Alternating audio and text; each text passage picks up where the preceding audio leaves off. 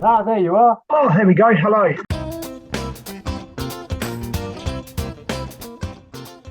The changes that people are making elsewhere in their vans that obviously influence the electrical system, like seeing a big movement towards gasless camper vans at the minute, like people not wanting to carry on board gas for cooking or heating, and then moving to all electric for Okay. the heating, and then into diesel. Sorry, all electric for the cooking, and then diesel for the air heating, but electric water heating, electric cooking, and stuff. So that's been probably the biggest change over the last year or so.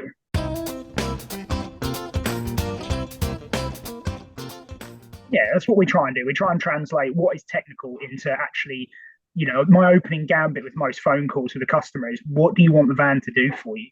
What do you want to run electrically when you're on a trip? And then that helps us work backwards. We don't go, what size battery do you want? Because people go, I don't know.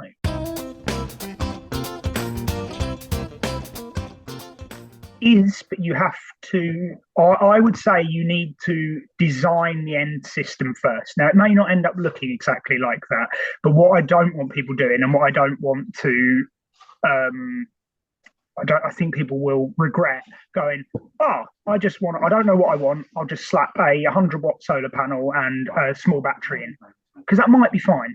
But if you then go, as the build progresses, you go, actually, I want to run my hairdryer, my induction hob, or actually, I want to go off grid for like 3 weeks. What I don't want to end up with is people having bought stuff and 6 months, 9 months down the line, having to get rid of that stuff because it's not compatible with the rest of the system.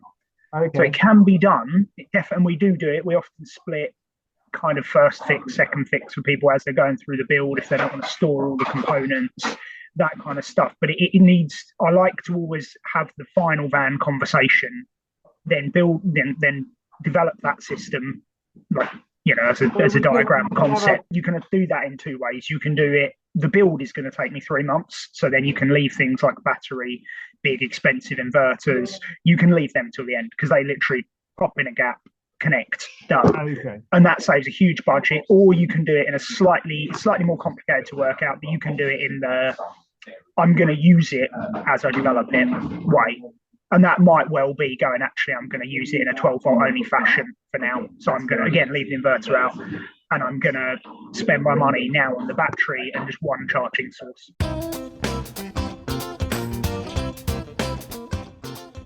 Yeah, you could go the solar system, so the panel, then through the controller and down onto the battery. You might end up spending a bit more money on your final battery because you Yeah. don't want to buy a battery, use it for 3 months and sell it because you're going to lose a load of money.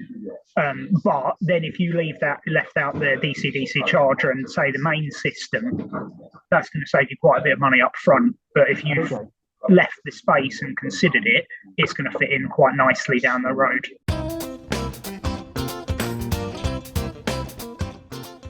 How easy are they? Depends on the complexity of the system, really. The simplest stuff is that almost plug and play.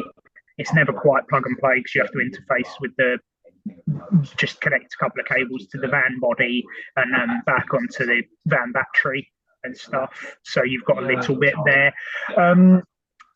It's always electricity, so it's always got the potential to be dangerous. It always should have someone who knows what they're doing overseeing or doing the install. Like, yes, people can put it together and make it work, but that's not always the same thing as going, hey, this is a safe, clean install. And that's always got to come first, no matter how much it doesn't seem like fun because it costs money or it's hard to find someone.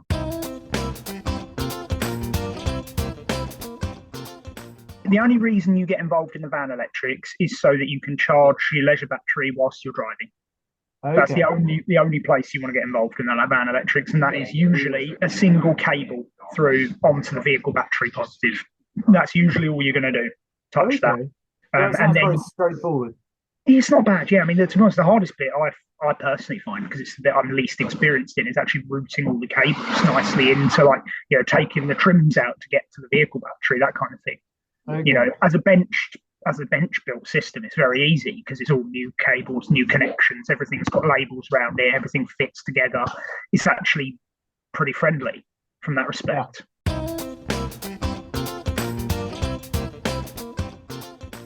If we circle back to battery life, because that's an interesting one, or more interesting because they do wear. battery will wear out rather than conk out for the most part. Yeah. An AGM battery, 3 to 7 years of good use. If you can destroy an AGM battery in a month if you don't look after it. You can looking after it perfectly is no guarantee it will make it to 7 years, but it's a much better chance. Okay. So what would you say that we should try and do to extend the life of our battery to give it the best chance possible? Yes. Okay. Yeah. So top tips. First one is going to be identify your battery chemistry, and by that I mean, is it lead acid, so traditional AGM gel, hopefully not, but possibly wet lead acid, or lithium. The care is different. What you do to maximize their lifespan is different, and if you treat the one the other way, you're just not going to give it the best chance. It's suboptimal. AGM batteries will do first. So they basically want to spend the majority of their life pretty much full. So you can drain them down safely to 50%, so only use half the capacity of the battery, and then recharge it. The longer it's spent, if you go beyond, if you picture a wear curve, the line gets very steep below 50%. So every time you take it down to 40%, and the steeper, the further you drain it, the more wear you're putting on the battery, and the longer you leave it in a discharged state, the more wear you put on it. So basically, keep it charged up for the majority. Don't keep it charged up forever, but just use it and keep it charged. That's the main thing. And then obviously things that umbrella across both kinds of batteries. Make sure your chargers are set to the correct parameters, correct charge voltages.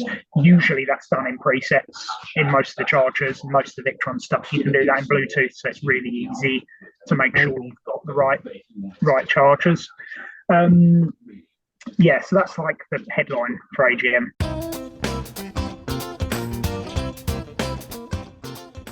Lithium is, I guess, more important because they've got a longer lifespan and they're more of a financial investment to buy. So they are more important to make sure you take care of them. Use them fine, they're good, you can discharge them, they can go all the way down, you'll get less cycles, but maybe you can use 80-90% in them regularly without 80% is the rule most manufacturers give as kind of their number of cycles they will claim, which can be 2, 5, 10,000 cycles, way more cycles than anyone's going to do. A cycle is a discharge recharge, so one loop of the battery. That's kind of how they measure expected life. Obviously that translates into years based on how often you use it. So the top tip on lithium is don't store it full. If you store it full, you will lose 4 or 5% of your capacity in the battery per year. If you store it at roughly 50%, then you lose about 1% per year. Just as a baseline store. That is, I mean, I'm hoping that's still current. I spoke to a manufacturer a couple of years ago, and I've heard this. No one's corrected me on it since from manufacturers or anyone. So I'm hoping that's still current on the technology. That's still the advice we're giving to people. And yeah, as far as I'm aware, that's still the case with the batteries that they're made today. So that's basically going to mean if you are leaving the van, you need to turn your solar off. That's the biggest one. Okay. Leave it connected to a solar array, it will just gradually charge up and it will sit there full, which you're going to get in it next time and use it, and it's going to be fine, and you're not going to know. But gradually over the years, you're going to go, not getting as much power out of this as I used to. And then by that point, it's too late to undo the wear. You basically just end up with a smaller capacity of battery. And it's not, I don't want to make it into too big of a deal, because I don't want people going, oh, crumbs, I'm going out for a walk for today. My battery's at 100%. I better turn the heater up. I'm thinking more like months. It's all going to be a percentage of the year, a percentage of the battery's life, actually. So, don't leave it for weeks and months in that state. A couple of days is probably unlikely, given the enormous lifespan you're expecting from them. It's probably unlikely to make a material difference to you using that battery.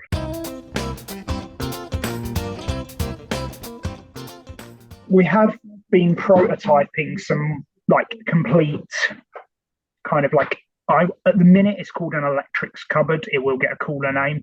It's effectively going to occupy the under bed spaces on bigger vans, where you can basically lift a completely pre-wired thing in and just bolt it in as part of like a bed system. The ultimate dream vision of that is actually to have the whole furniture system where each element of furniture plugs in, and you just daisy chain it together like you would put in LEDs in a wardrobe that you bought from IKEA, where you just plug in door to door depending on how many bays you've got, that kind of thing. All right, well, thanks so much. Yeah, it's been really nice chatting with you. See you soon. Thank you. Take care. Enjoy the rest of your day. Boss.